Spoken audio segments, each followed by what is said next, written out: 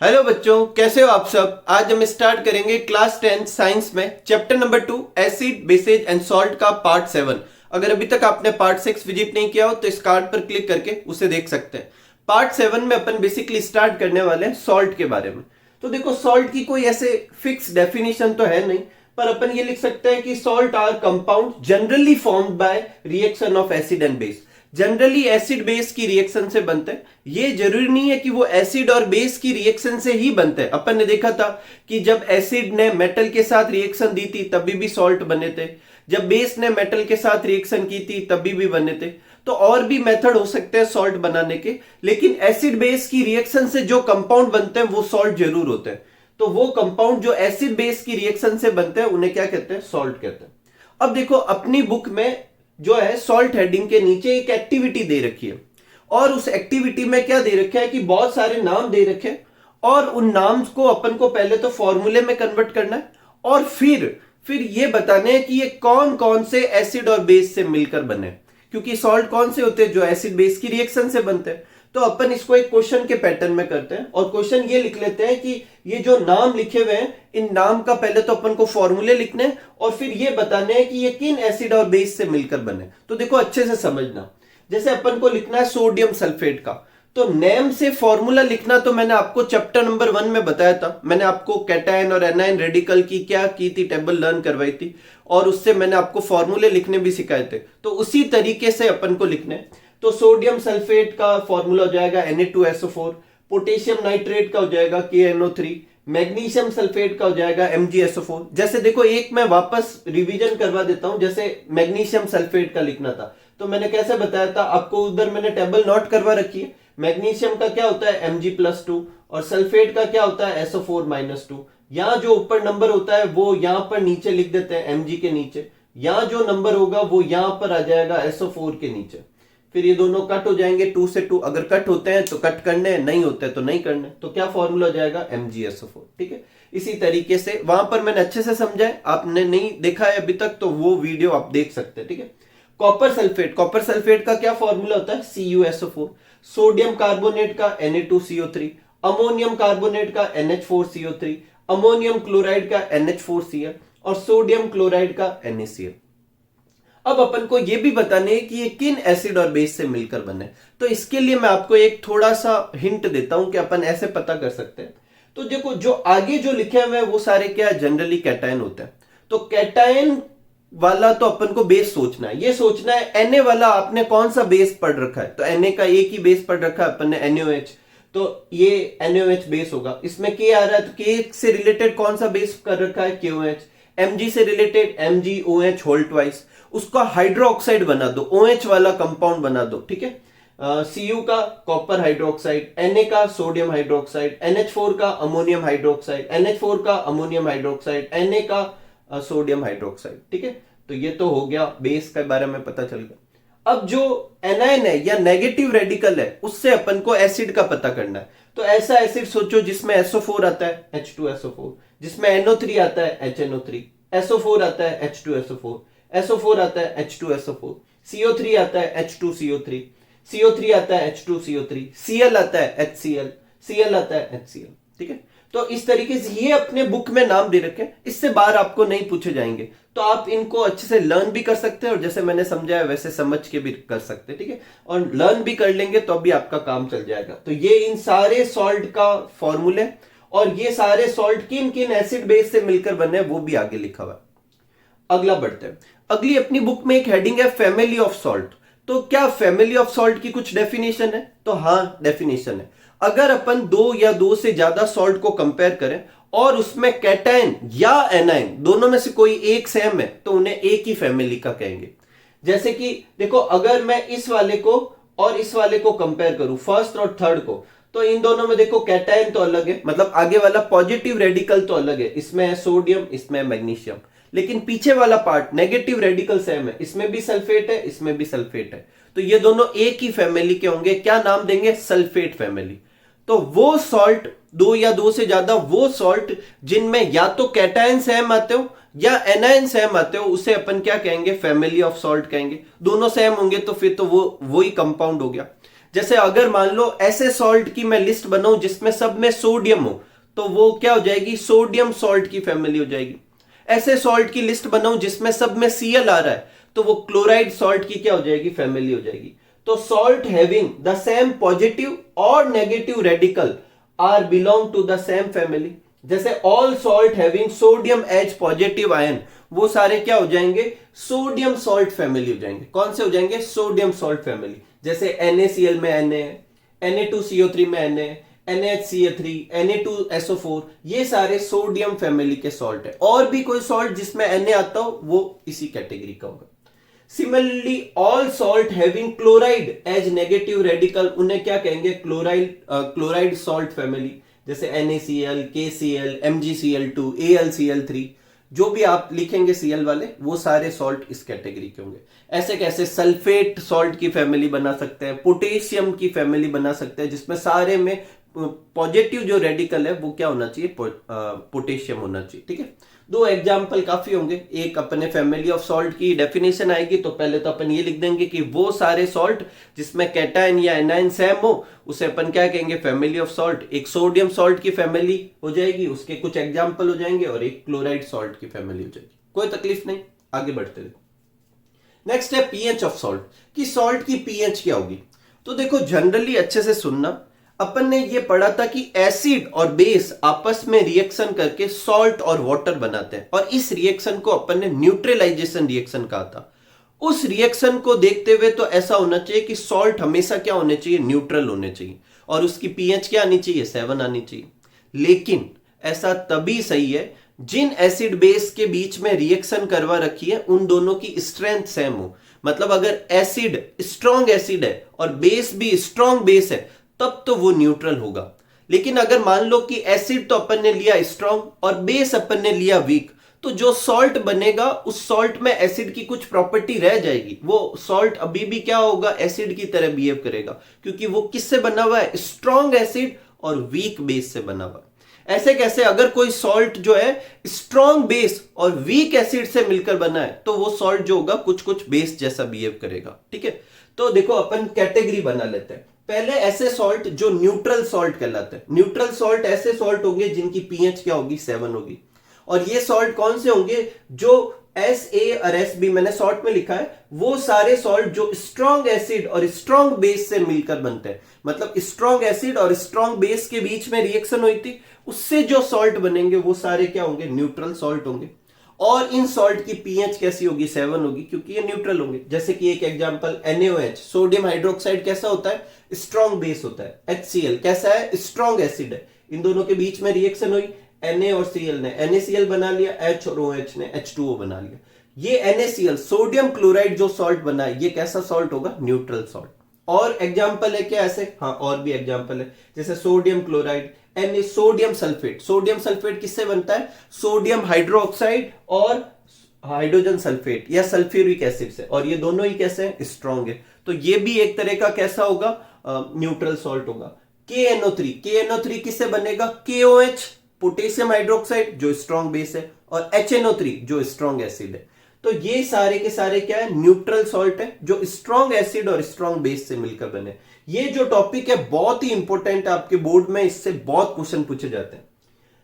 उल्टा भी कह सकते हैं कि ये सारे सॉल्ट को अगर मैं वाटर में डिसॉल्व करूं, तो जो सॉल्यूशन बनेगा वो कैसा होगा, न्यूट्रल होगा। ठीक है, दोनों तरीके से डिफाइन कर सकते हैं। तो aqueous solution of these salt are neutral. और अगर एग्जाम में अपन को रिएक्शन लिखनी हो, ऐसा पूछ ले कि इन सॉल्ट जो है इनका एक्वस सॉल्यूशन कैसा होगा, तो पहले तो अपन लिख देंगे ये सारे सॉल्ट का एक्वस सॉल्यूशन कैसा होगा, न्यूट्रल।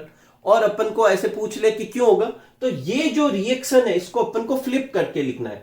NaCl प्लस H2O ये रिएक्टेंट हो जाएंगे, एरो लगाएंगे और ये दोनों प्रोडक्ट हो जाएंगे, और लिखेंगे कि प्रोडक्ट जो बन रहे हैं वो स्ट्रॉन्ग एसिड और स्ट्रॉन्ग बेस है, इसलिए ओवरऑल सॉल्यूशन कैसा हो जाएगा, न्यूट्रल, क्योंकि वो एक दूसरे को काउंटर कर देंगे। ठीक है, नेक्स्ट है एसिडिक सॉल्ट। एसिडिक सॉल्ट कौन से होते हैं, ऐसे सॉल्ट जिनकी पीएच जो है 7 से कम हो। क्या होनी चाहिए, 7 से कम, और 7 से कम होती है तो आप जानते हो वो कैसे होते हैं, एसिड। अब ऐसे सॉल्ट कैसे बनेंगे, ऐसे सॉल्ट तब बनेंगे जब एसिड तो स्ट्रॉन्ग हो और बेस कैसा लेते हैं अपन, वीक लेते हैं। तो वो बेस जो है एसिड को पूरी तरह से न्यूट्रलाइज नहीं कर पाएगा, कुछ एसिडिक बच जाएगा, इसीलिए वो सॉल्ट कैसा होगा, एसिडिक सॉल्ट। जैसे कि NH4OH अमोनियम हाइड्रोक्साइड, ये एक वीक क्या है, बेस है, और HCl एक स्ट्रॉन्ग एसिड है। इन दोनों की रिएक्शन हुई और इससे अमोनियम क्लोराइड बना, और ये कैसा होगा, एसिडिक सॉल्ट होगा। कैसा होगा, एसिडिक सॉल्ट। अगर कोई पूछे क्यों है एसिडिक सॉल्ट, तो ये रिएक्शन उल्टी लिख देनी है। अमोनियम क्लोराइड की H2O से रिएक्शन करानी है और कहना है कि जो सॉल्यूशन बनेगा उसमें अमोनियम हाइड्रोक्साइड और HCl बना, और अमोनियम हाइड्रोक्साइड कैसा है, वीक बेस है, और HCl कैसा है, स्ट्रॉन्ग एसिड है। इस वजह से ये जो सॉल्ट है ये कैसा होगा, एसिडिक सॉल्ट होगा। ठीक है। और एग्जांपल कौन से है, ammonium chloride, copper sulphate, zinc sulphate, aluminium chloride, ये सारे के सारे क्या है, वीक बेस और स्ट्रॉन्ग एसिड से बने। नेक्स्ट है बेसिक सॉल्ट। बेसिक सॉल्ट वो होंगे जिनकी पीएच क्या होगी, 7 से ज्यादा, और ये कब बनेंगे, जब एसिड वीक हो और बेस जो है वो स्ट्रॉन्ग हो। ऐसे से इन दोनों के बीच में रिएक्शन से, किन किन के बीच में रिएक्शन से, वीक एसिड और स्ट्रॉन्ग बेस के बीच में रिएक्शन से जो सॉल्ट बनेंगे वो कैसे सॉल्ट होंगे, बेसिक सॉल्ट होंगे। जैसे कि NaOH कैसा है, स्ट्रॉन्ग बेस, और H2CO3 कैसा है, वीक एसिड है। इन दोनों के बीच में रिएक्शन हुई, सोडियम कार्बोनेट बना, जो कि एक तरह का कैसा होगा, बेसिक सॉल्ट होगा। ठीक है। और एग्जांपल है क्या बेसिक सॉल्ट के, तो सोडियम कार्बोनेट तो है, सोडियम हाइड्रोजन कार्बोनेट या सोडियम बाइकार्बोनेट कह सकते हैं, सोडियम एसीटेट कह सकते हैं। ये थोड़ा याद रखना क्योंकि इसमें अपन ने कैटायन को पीछे लिखा है। ठीक है। तो सोडियम एसीटेट, ये सारे बेसिक सॉल्ट के एग्जांपल है। तो एग्जाम में आपको पूछे कि दो एसिडिक सॉल्ट के एग्जांपल दो, तो अपन लिख सकते हैं एसिडिक सॉल्ट के कौन से हो जाएंगे, ammonium chloride, copper sulphate, zinc sulphate, ये सारे एसिडिक सॉल्ट हो जाएंगे। दो न्यूट्रल सॉल्ट के एग्जांपल दो, तो ये 3 लिखवा रखे हैं। दो बेसिक सॉल्ट के एग्जांपल दो, तो ये 3 में से कोई भी 2 लिख सकते हैं। ठीक है। अब आपके मन में क्वेश्चन उठ रहा होगा कि जब स्ट्रॉन्ग एसिड लिया और स्ट्रॉन्ग बेस लिया तो न्यूट्रल सॉल्ट बना, जब स्ट्रॉन्ग एसिड लिया और वीक बेस लिया तो अपने एसिडिक सॉल्ट बना, जब वीक एसिड और स्ट्रॉन्ग बेस लिया तो बेसिक सॉल्ट बना, जब वीक एसिड और वीक बेस लेंगे तब क्या बनेगा। तो इस केस में जो है, जो सॉल्ट बनेगा वो स्लाइटली एसिडिक, स्लाइटली बेसिक या न्यूट्रल, तीनों ही केस पॉसिबल है। और इसीलिए तीनों केस पॉसिबल है कि वो जो दोनों वीक होंगे उनकी स्ट्रेंथ में अगर लगभग लगभग सेम है तो न्यूट्रल बन जाएंगे। अगर उन दोनों में से मान लो वीक तो है लेकिन दोनों की स्ट्रेंथ तो होगी ना, उसमें से एसिड थोड़ा सा ज्यादा स्ट्रेंथ का है तो एसिडिक सॉल्ट बन जाएगा, अगर बेस थोड़ा सा ज्यादा स्ट्रेंथ का है तो बेसिक सॉल्ट बन जाएगा। तो ऐसे तो अपनी बुक में है नहीं, इसके बारे में मुझे नहीं लगता क्वेश्चन भी पूछने वाले, पर फिर भी नॉलेज के लिए बता देता हूं कि salt of weak acid and weak base may be slightly acidic, slightly basic और न्यूट्रल। जैसे कि ये एक एग्जांपल है अमोनियम एसीटेट, जो अमोनियम हाइड्रोक्साइड वीक बेस है और एसिटिक एसिड जो कि वीक एसिड है, उन दोनों के मिक्सर से बना है और ये एक तरह का न्यूट्रल होता है। ये न्यूट्रल होने का ये मतलब नहीं है सारे न्यूट्रल होंगे, मैंने क्या बोला था, तीनों में से कुछ भी हो सकता है, स्लाइटली एसिडिक, स्लाइटली बेसिक और न्यूट्रल, तो ये न्यूट्रल होता है। ठीक है। ये सारे एग्जाम्पल आप अच्छे से लर्न करें, या तो आपको डायरेक्ट पूछ सकते हैं कि in acidic salt, basic salt, neutral salt के एग्जाम्पल दो, एक एक रिएक्शन भी पूछ सकते हैं, या फिर आपको ऐसे उल्टा भी पूछ सकते हैं कि ऐसा क्यों, जैसे ऐसे पूछ ले कि NaCl का एक्वस सॉल्यूशन न्यूट्रल क्यों होता है। ऐसे केस में जब उल्टा पूछे तो आपको ये रिएक्शन उल्टी लिख देनी है, ऐसे लिखना है NaCl प्लस H2O और एरो लगा के NaOH और HCl, और फिर लिखना है कि भाई जो जब एक्वस सॉल्यूशन बना उसमें 2 प्रोडक्ट बन रहे हैं, कौन कौन से बन रहे हैं, सोडियम हाइड्रोक्साइड और हाइड्रोक्लोरिक एसिड, दोनों स्ट्रॉन्ग है, एक दूसरे को काउंटर करेंगे, इसलिए सॉल्यूशन कैसा होगा, न्यूट्रल होगा। ठीक है। तो ये आप नोट कर लीजिए, फिर अपन आगे करते हैं। नेक्स्ट अपना टॉपिक है कॉमन सॉल्ट। कॉमन सॉल्ट कौन सा है, जो अपन घरों में यूज करते हैं, जिसे टेबल सॉल्ट भी कहते हैं, और अपन घरों में जो सॉल्ट यूज करते हैं वो कौन सा होता है, सोडियम क्लोराइड, NaCl। तो NaCl, sodium chloride, common salt, table salt, सब एक ही बात है। कहां से ऑब्टेन करते हैं, तो 3 जगह से ऑब्टेन कर सकते हैं, या तो सी वाटर से, जो सी वाटर होता है उसमें बहुत सारे सॉल्ट होते हैं, तो क्या करते हैं सी वाटर में सेलो, थोड़े कम मतलब डेप्थ के छोटी छोटी सी क्वेरी बना लेते हैं और उसको छोड़ देते हैं। इवोपरेशन की वजह से जो पानी है वो तो वेपोराइज हो जाएगा और पीछे जो है सॉल्ट बन जाएगा, और उस सॉल्ट को अपन क्या करेंगे, प्योरीफाई करके यूज कर सकते हैं। दूसरा है रॉक सॉल्ट। ऐसा माना जाता है कि बहुत टाइम पहले, मतलब बहुत ज्यादा टाइम पहले जो ओशियन वगैरह हुआ करते थे, वो इवेपोराइज होकर एक बड़ी बड़ी जगह पर सॉल्ट का पूरा एक बड़ा सा थिक सी कवरिंग बना लेते हैं। उनको क्या कहते हैं? रॉक सॉल्ट कहते हैं। तो these are large solid deposit formed as a result of drying up sea, पूरे के पूरे समुद्र के सूखने की वजह से बने होंगे एट वेरी ओल्डन टाइम, बहुत टाइम पहले। ठीक है, रॉक सॉल्ट जो होते हैं वो कलर में ब्राउन दिखते हैं, और ब्राउन इसलिए दिखते हैं क्योंकि उनमें कुछ क्या होती है? इंप्योरिटी होती है। तो अगर आपको पूछे रॉक सॉल्ट ब्राउन क्यों दिखते हैं, तो क्या लिखेंगे कि उनमें इंप्योरिटी होती है, इस वजह से वो कैसे दिखते हैं? ब्राउन दिखते हैं। रॉक सॉल्ट जो है, अब सॉल्ट की ये बहुत बड़ी सी थिक डिपोजिशन होगी, तो खोद के आपको निकालना पड़ेगा। जैसे अपन माइनिंग में कोल निकालते हैं, ठीक वैसे वैसे इधर से निकाले जाते हैं। तीसरा तरीका होता है, कहीं कहीं पे सॉल्टी लेक होती है, जैसे राजस्थान में सांबर जो है वो लेक है, और वो सॉल्टी लेक है, तो वहां से भी सॉल्ट निकाले जा सकते हैं। तो सॉल्ट जो है 3 जगह से निकाले जा सकते हैं, सी वाटर से, रॉक सॉल्ट से, और सॉल्टी लेक से। सी वाटर और सॉल्टी लेक से इवेपोरेशन से निकालते हैं, और रॉक सॉल्ट जो है वो माइनिंग करके निकालते हैं। तो 2 तरीके हो गए, इवेपोराइजेशन से और माइनिंग से, और 3 जगह से ये अपन ऑब्टेन कर सकते हैं। अब जो NaCl है, अपनी बुक में एक हेडिंग है, common salt raw material for chemical. Raw material किसे कहते हैं? कच्चे सब्सटेंस को, मतलब किसी भी चीज को प्रिपेयर करने के लिए जो पहले अपन इनिशियल में जो सब्सटेंस यूज करते हैं उन्हें रो मटेरियल कहते हैं। तो इस हेडिंग का मतलब है कि अपन कॉमन सॉल्ट से, NaCl से और भी केमिकल बना सकते हैं।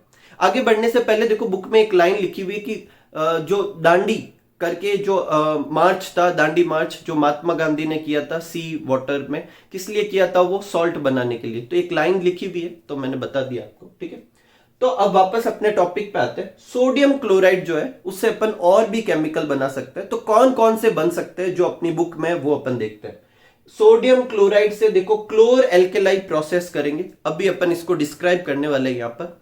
तो क्लोर एल्केलाई प्रोसेस से 3 प्रोडक्ट बनेंगे, H2 बनेगा, Cl2 बनेगा, और सोडियम हाइड्रोक्साइड बनेगा। तो NaCl से क्या क्या ऑब्टेन कर सकते हैं अपन? हाइड्रोजन ऑब्टेन कर सकते हैं, क्लोरीन ऑब्टेन कर सकते हैं, और सोडियम हाइड्रोक्साइड ऑब्टेन कर सकते हैं। अब H2 और Cl2 जो है वो आपस में रिएक्शन करके क्या बना देंगे? HCl बना देंगे। क्या बना देंगे? HCl। तो HCl भी इनडायरेक्टली कहीं ना कहीं अपन कहां से बना रहे हैं? सोडियम क्लोराइड से ही बना रहे हैं। और क्लोरीन जो है उससे अपन ब्लीच बनाएंगे, अभी आगे देखेंगे। ब्लीचिंग पाउडर के प्रिपरेशन में अपन स्लैक लाइम की रिएक्शन कराएंगे क्लोरीन से, तो क्लोरीन रिएक्ट करके क्या बनाएगी? ब्लीच। इसका मतलब ब्लीच भी इनडायरेक्टली किससे बना है? सोडियम क्लोराइड से। तो सोडियम क्लोराइड से एक तो क्लोर एल्कलाई प्रोसेस होता है जिससे हाइड्रोजन, क्लोरीन और सोडियम हाइड्रोक्साइड बनता है, और हाइड्रोजन और क्लोरीन से HCl बना सकते हैं, और क्लोरीन से ब्लीच बना सकते हैं। अब एक और लेते हैं, सोडियम हाइड्रोक्साइड से अपन बेकिंग सोडा बना सकते हैं, ये भी अपन देखेंगे आज ही के वीडियो में। NaHCO3 सोडियम हाइड्रोजन कार्बोनेट या बेकिंग सोडा बनता है, और फिर इसको गर्म करेंगे, अगर इसे हीट करेंगे तो सोडियम कार्बोनेट बनेगा, और उसका रिक्रिस्टलाइजेशन कराएंगे तो Na2CO3.10H2O बनेगा, जो कि क्या होगा? Washing soda. तो अपन सोडियम क्लोराइड से क्या क्या बना सकते हैं? बेकिंग सोडा और वॉशिंग सोडा बना सकते हैं। ठीक है, और एक और चीज, ये सारे के सारे कंपाउंड अपन किससे ऑब्टेन कर रहे हैं? NaCl से, और ये सारे कंपाउंड अपन को स्टडी भी करने। तो ये हेडिंग सही थी कि कॉमन सॉल्ट जो है रो मटेरियल है। तो अगर आपको पूछे एग्जाम में कि कॉमन सॉल्ट से कौन कौन से सब्सटेंस बनाए जा सकते हैं, तो कौन कौन से? हाइड्रोजन, क्लोरीन, सोडियम हाइड्रोक्साइड और बेकिंग सोडा, ये तो डायरेक्टली बन रहे हैं, और इनडायरेक्टली मतलब जो बने हुए से और आगे क्या क्या बन रहे हैं? हाइड्रोजन क्लोराइड, ब्लीचिंग पाउडर और वॉशिंग सोडा बनता है, कोई तकलीफ नहीं। पहला लेते हैं सोडियम हाइड्रोक्साइड। देखो सोडियम हाइड्रोक्साइड जो है वो अपन किससे ऑब्टेन करते हैं? NaCl से, और कौन से प्रोसेस से करते हैं? क्लोर एल्केलाई प्रोसेस से। अब देखो क्लोर एल्केलाई प्रोसेस की मैंने अलग से हेडिंग डाल रखी है क्योंकि बहुत ही इंपॉर्टेंट है। आपको एग्जाम में ऐसा आ सकता है कि क्लोर एल्केलाई प्रोसेस को डिस्क्राइब कीजिए और उसकी इंपोर्टेंस दीजिए। इंपोर्टेंस से मतलब यह है कि क्लोर एल्केलाई प्रोसेस से जो जो प्रोडक्ट बनते हैं उनकी अपन को इंपोर्टेंस लिखनी है, तो वो इंपोर्टेंस किसकी हो जाएगी? क्लोर एल्केलाई की हो जाएगी। एक और चीज ऐसा भी आ सकता है कि सोडियम हाइड्रोक्साइड को बनाने के मेथड को समझेंगे तो भी क्लोर एल्केलाई समझाना। अब देखो क्लोर एल्केलाई प्रोसेस में अपन बेसिकली क्या करते हैं, देखो एक स्पेशलाइज्ड सेल होता है जिसमें ये रिएक्शन होती है, वो अपन नहीं करने वाले, वो बहुत टिपिकल सेल है। अपन एकदम इसको सिंपल वे में समझते हैं कि एक कंटेनर होगा जिसमें अपन क्या करेंगे, सोडियम क्लोराइड NaCl जो है उसका एक्वस सॉल्यूशन लेंगे, मतलब उसे वाटर में डिसॉल्व करके एक सॉल्यूशन बना लेंगे, उसे लेने वाले हैं। तो सोडियम क्लोराइड का एक्वस सॉल्यूशन लेंगे जिसे ब्राइन भी कहते हैं, ठीक है। और उसमें अपन 2 इलेक्ट्रोड लगा देंगे करंट पास करने के लिए, एक को बैटरी के पॉजिटिव टर्मिनल से जोड़ देंगे और एक को नेगेटिव से। वो इलेक्ट्रोड जिसे बैटरी के पॉजिटिव टर्मिनल से जोड़ेंगे उसे एनोड कहेंगे, जिसे नेगेटिव टर्मिनल से जोड़ेंगे उसे क्या कहेंगे, कैथोड कहेंगे, ठीक है। और ये दोनों लगाकर अपन इसमें करंट पास करेंगे। जैसे ही करंट पास करेंगे तो रिएक्शन की वजह से प्रोडक्ट बनेंगे। प्रोडक्ट क्या क्या बनेंगे, देखो NaCl और H2O, और इलेक्ट्रिसिटी पास करने से क्या होगा, प्रोडक्ट बनेंगे। तो अब अच्छे से समझना है, देखो आपको, देखो NaCl जो है वो क्या बनाने वाला है, Na+, और क्या बनाने वाला है, Cl-। H2O जो होगा वो क्या बनाएगा, H+, और क्या बनाएगा, OH-, ठीक है। ये H जो है ये H2 के फॉर्म में रिलीज हो जाएगा, ये Cl जो है वो Cl2 के फॉर्म में रिलीज हो जाएगा।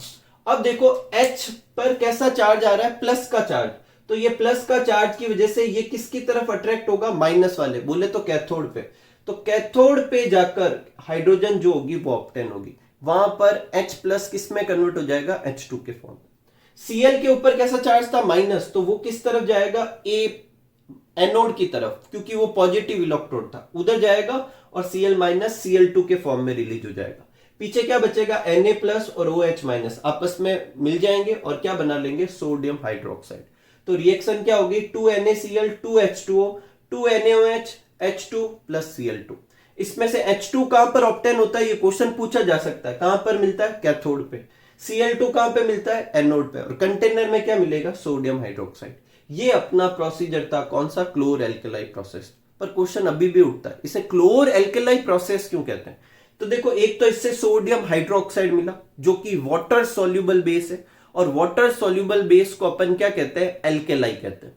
और साथ में क्लोरीन भी निकल रही है, तो क्लोर मतलब क्लोरीन और एल्केलाई मतलब एल्केलाई, मतलब वाटर सोल्यूबल बेस। और क्योंकि ये दोनों मिल रहे हैं इसलिए इसको क्या कहते हैं, chlor alkali process.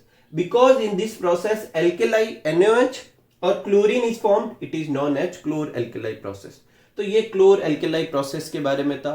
क्लोर alkali process क्या होता है, तो आपको ये पूरा डिस्क्रिप्शन लिखना है, या फिर पूछ सकते हैं क्लोर एल्केलाई प्रोसेस की इक्वेशन लिखो, तो आपको ये लिखना है। क्लोर एल्केलाई प्रोसेस में रिएक्टेंट क्या लिए जाते हैं, तो सोडियम क्लोराइड का एक्वस सॉल्यूशन और वाटर, एक्वस सॉल्यूशन को ब्राइन भी कहते हैं। क्लोर एल्केलाई प्रोसेस में प्रोडक्ट क्या बनते हैं, तो सोडियम हाइड्रोक्साइड, हाइड्रोजन और क्लोरीन। हाइड्रोजन कहां पर बनता है, कैथोड पे बनता है। क्लोरीन कहां पे बनती है, एनोड पे बनती है। इसे क्लोर एल्केलाई प्रोसेस क्यों कहते हैं, क्योंकि इसमें एल्केलाई NaOH और क्लोरीन बनता है। कोई तकलीफ नहीं आता। अब अगर क्लोर एल्केलाई प्रोसेस की इंपोर्टेंस पूछे तो यहां जो प्रोडक्ट बन रहा है, प्रोडक्ट क्या क्या बन रहा है, सोडियम हाइड्रोक्साइड, हाइड्रोजन और क्लोरीन, इनकी इंपोर्टेंस लिख देनी है। तो सोडियम हाइड्रोक्साइड की क्या इंपोर्टेंस होती है, इसे सोप बनाने में, डिटर्जेंट बनाने में इस्तेमाल में लिया जाता है। पेपर और आर्टिफिशियल फाइबर के फॉर्मेशन में इस्तेमाल लिया जाता है। इन्हें अलग अलग पॉइंट में भी लिख सकते हैं। डीग्रीजिंग मेटल्स, डीग्रीसिंग मेटल का क्या मतलब है, मेटल के ऊपर ग्रीस जैसे सब्सटेंस या कोई भी ऑयली सब्सटेंस की एक लेयर बन जाए तो उसे हटाने के लिए, क्लीन करने के लिए अपन इसका इस्तेमाल कर सकते हैं। लैब में इसका जो है इस्तेमाल किया जाता है रिएजेंट के फॉर्म में, ठीक है। क्लोरीन, क्लोरीन का यूज कहां करते हैं, तो देखो क्लोरीन जो है वो बैक्टीरिया वगैरह को खत्म करने की एबिलिटी रखती है, तो उसे डिसइंफेक्टेंट के फॉर्म में, मतलब बैक्टीरिया को किल करने के लिए, और इसी पॉइंट का इस्तेमाल करके पानी को क्लीन करने के लिए, वाटर ट्रीटमेंट के लिए भी करते हैं। क्लोरीन का यूज जो है पीवीसी बनाने के लिए, पीवीसी क्या होता है, पॉलीविनाइल क्लोराइड, और ये बनाने के लिए देखो नाम में क्या आ रहा है, क्लोराइड, तो इसका मतलब उन कंपाउंड को बनाने के लिए भी इसका इस्तेमाल लिया जाता है। पीवीसी के पाइप देखे होंगे आपने, जो वाटर के पाइप लगे रहते हैं अपने घरों में, वो क्लोरीन के ही एक कंपाउंड से बनते हैं। इन फॉर्मेशन ऑफ ब्लीच, अभी ब्लीच तो अपन बनाएंगे, अगला टॉपिक वही है ब्लीचिंग पाउडर, जिसमें अपन क्या करेंगे, ब्लीच बनाने में रिएक्टेंट, 2 रिएक्टेंट होंगे, उनमें से एक रिएक्टेंट क्लोरीन होगा। और CFC, CFC क्या होता है, क्लोरोफ्लोरोकार्बन, जिसे फ्रियोन कहते हैं, जिसे रेफ्रिजरेटर, AC वगैरह में फिल किया जाता है, उसकी प्रिपरेशन में भी क्लोरीन का इस्तेमाल होता है। कुछ पेस्टिसाइड होते हैं, पेस्टिसाइड होते हैं, और ये पेस्टिसाइड बनाने के लिए भी अपन किसका इस्तेमाल करते हैं, क्लोरीन का इस्तेमाल करते हैं। नेक्स्ट है हाइड्रोजन। तो देखो हाइड्रोजन जो है, एक तो उससे बनाते हैं मार्गरेन। मार्गरेन क्या होता है, डालडा घी या वेजिटेबल घी, ये नाम सुने, उन्हीं को ही मार्गरेन कहते हैं। देखो वेजिटेबल ऑयल जो होता है उसकी रिएक्शन करवाई जाती है हाइड्रोजन गैस से, और गैस रिएक्शन कराने के बाद जो वेजिटेबल ऑयल जो होता है वो तो आपको पता है लिक्विड स्टेज का होता है। जैसे ही हाइड्रोजन गैस पास कराते हैं, या आपके आने वाले चैप्टर में आएगी, आगे आने वाले चैप्टर में आएगी, पास करवाने पर वो सॉलिड सब्सटेंस जैसा बन जाता है जो घी जैसी अपीयरेंस देता है, जिसे वेजिटेबल घी या मार्गरेन कहते हैं। ठीक है। और अमोनिया बनाने के लिए नाइट्रोजन और हाइड्रोजन आपस में रिएक्ट करती है और अमोनिया बनती है। N2 + 3H2 2NH3 अमोनिया बनाने में भी इसका इस्तेमाल करते हैं, और उस अमोनिया को बाद में फर्टिलाइजर बनाने के लिए इस्तेमाल में लिया जाता है। एक और चीज, हाइड्रोजन जो होती है, अपन ने एक्टिविटी में देखा है कि हाइड्रोजन के ऊपर जब अपन बर्निंग कैंडल लेके जाते हैं तो पॉप साउंड देती है, इसका मतलब वो खुद जल रही है। और ऐसी कोई भी चीज जो खुद कंबस्टिबल हो, अच्छे से कंबस्टिबल हो, उसे फ्यूल की तरह यूज कर सकते हैं। जैसे पेट्रोल वगैरह को क्यों यूज करते हैं? क्योंकि वो अच्छे से कंबस्टिबल होती है। अपन जो अपने घरों में CNG, LPG ये सब क्या है, फ्यूल की तरह इस्तेमाल में क्यों ले सकते हैं? क्योंकि आसानी से कंबस्टिबल होती है। तो हाइड्रोजन गैस भी कंबस्टिबल होती है, इसलिए इसको भी फ्यूल की तरह इस्तेमाल में लिया जा सकता है। रॉकेट जो होता है उसमें लिक्विड हाइड्रोजन को फ्यूल की तरह लिया जाता है। ठीक है। तो ये सब अगर आप तीनों के इंपोर्टेंस लिखते हैं तो वो क्लोर एल्केलाई प्रोसेस के इंपोर्टेंस हो जाएंगे। एक एक भी पूछे जा सकते हैं, तो ये आप नोट कर लीजिए, फिर अपन आगे के पॉइंट देखते हैं। नेक्स्ट है अपना ब्लीचिंग पाउडर। तो देखो ब्लीचिंग पाउडर जो होता है उसका फॉर्मूला होता है CaOCl2। CaOCl2 ये ब्लीचिंग पाउडर का फॉर्मूला है, और इसका जो केमिकल नेम है वो है कैल्शियम ऑक्सीक्लोराइड। ठीक है। देखो नाम से ही क्लियर है, ब्लीच मतलब रंग उड़ाना। ठीक है। किसी का कलर जो है वो हटाने के लिए जो सब्सटेंस यूज किए जाते हैं उनको कहते हैं ब्लीच। तो सबसे पहले तो अपन देखते हैं कि ये ब्लीचिंग पाउडर जो है वो बनता कैसे। तो स्लेक लाइम अपन पहले से जानते हैं, स्लेक लाइम किसे कहते हैं? कैल्शियम हाइड्रोक्साइड को। उसकी रिएक्शन कराएंगे क्लोरीन से। तो स्लेक लाइम और क्लोरीन आपस में रिएक्शन करके क्या देते हैं? ब्लीच, और साथ में वाटर देते हैं। तो ये तो इसकी प्रिपरेशन रिएक्शन है। आपको क्वेश्चन पूछ सकते हैं कि ब्लीच बनाने के लिए किन दो सब्सटेंस का उपयोग किया जाता है, या कौन से दो सब्सटेंस यूज में लिए जाते हैं? तो कौन से लिए जाते हैं? स्लेक लाइम और क्लोरीन। और क्या क्वेश्चन पूछा जा सकता है कि प्रिपरेशन की इक्वेशन लिखो, तो ये इक्वेशन लिख देंगे। यूजेज क्या है? तो सबसे मेन यूज तो ब्लीचिंग पाउडर का यही है, ब्लीचिंग एजेंट की तरह किसी भी चीज का रंग निकालने के लिए। अब रंग निकालने के लिए कहां कहां इस्तेमाल में ले सकते हैं? तो पहला है टेक्सटाइल इंडस्ट्री, जो अपने क्लोथ वगैरह बनते हैं उन इंडस्ट्री को क्या कहते हैं? Textile industry. वहां पर जो कॉटन और लिनेन ये जो होते हैं दोनों ही फाइबर के नाम है। इन फाइबर का रंग साफ करने के लिए क्या इस्तेमाल में लिया जाता है? ब्लीचिंग एजेंट का यूज किया जाता है। और पेपर इंडस्ट्री, पेपर आपने देखे होंगे एकदम व्हाइट होते हैं, लेकिन आपको पता है वुड तो वैसी होगी नहीं। तो वुड को पहले ब्लीच किया जाता है और फिर पेपर इंडस्ट्री में उनसे पेपर बनाया जाता है। तो पहले वुड का एक पल्प बनेगा, मतलब ऐसे एकदम अपने क्या कहते हैं, एकदम थिक पेस्ट जैसा एक सब्सटेंस बनेगा, उसको पहले ब्लीच करेंगे और फिर उससे पेपर बनेंगे। लॉन्ड्री में जो होता है अपन कपड़े वगैरह वॉश करने के लिए देते हैं, तो कभी कभी अगर उस पर कोई स्टेन वगैरह लग जाए, कोई थिक स्टेन लग जाए जो गहरा, जो अपने नॉर्मल वॉशिंग से नहीं निकलता, तो फिर उसे भी ब्लीच करके निकाला जाता है। ठीक है। एज ए ऑक्सीडाइजिंग एजेंट भी इस्तेमाल में लिया जाता है। देखो ऑक्सीडाइजिंग एजेंट क्या होता है? देखो फर्स्ट चैप्टर में करवाया था। ऑक्सीडाइजिंग एजेंट वो एजेंट होते हैं जो सामने वाले का ऑक्सीडेशन करेंगे, और सामने वाले का ऑक्सीडेशन करने के लिए खुद क्या देंगे? ऑक्सीजन देंगे। देखो इनके पास ऑक्सीजन होती है, तो ये क्या करते हैं? ऑक्सीजन रिलीज करते हैं, और ये ऑक्सीजन सामने वाले पे जुड़ती है और सामने वाले का ऑक्सीडेशन हो जाएगा, और खुद का क्या होगा? रिडक्शन। और खुद किस तरह से बिहेव किए? ऑक्सीडाइजिंग एजेंट की तरह। एक ये जो होते हैं, ये जो होता है क्लोरीन रिलीज करते हैं। अब क्लोरीन अभी अपन ने देखा एक डिसइंफेक्टेंट होता है, मतलब बैक्टीरिया वगैरह को किल करने में, वाटर ट्रीटमेंट में इस्तेमाल में लिया जाता है, यूज किया जाता है। तो वो का वो यूज अपन किसको कर सकते हैं? ब्लीच को भी कर सकते हैं, क्योंकि ब्लीच में से भी क्लोरीन निकलेगी, तो वो भी डिसइंफेक्टेंट की तरह क्या किया जा सकता है? यूज में लिया जा सकता है। तो ये छोटा सा टॉपिक था, ये भी कर लीजिए। फिर अपन लास्ट दो सॉल्ट करते हैं, एक तो बेकिंग सोडा और एक वॉशिंग सोडा। ठीक है।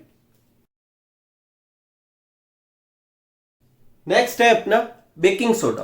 तो देखो बेकिंग सोडा जो होता है उसका केमिकल नेम क्या होता है? सोडियम हाइड्रोजन कार्बोनेट, या सोडियम बाइकार्बोनेट कह सकते हैं। NaHCO3 इसका क्या होगा? फॉर्मूला होगा। सबसे पहले देखते हैं इसे प्रिपेयर कैसे करेंगे।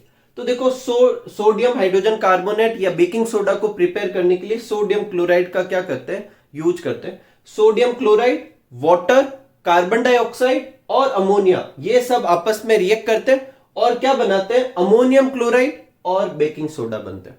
तो जो है अपन बेकिंग सोडा बनाने के लिए किस चीज का यूज कर रहे हैं, अपन sodium chloride, water, carbon dioxide और अमोनिया का यूज कर रहे हैं, ठीक है। और क्या क्या बन रहा है, अमोनियम क्लोराइड और बेकिंग सोडा बन रहा है। अब क्वेश्चन उठता है कि ये बेकिंग सोडा क्यों कहलाता है। तो बेकिंग का मतलब है अपन घरों में इसे फूड प्रिपरेशन में, कुछ पर्टिकुलर फूड बनाते समय इसको डालते हैं।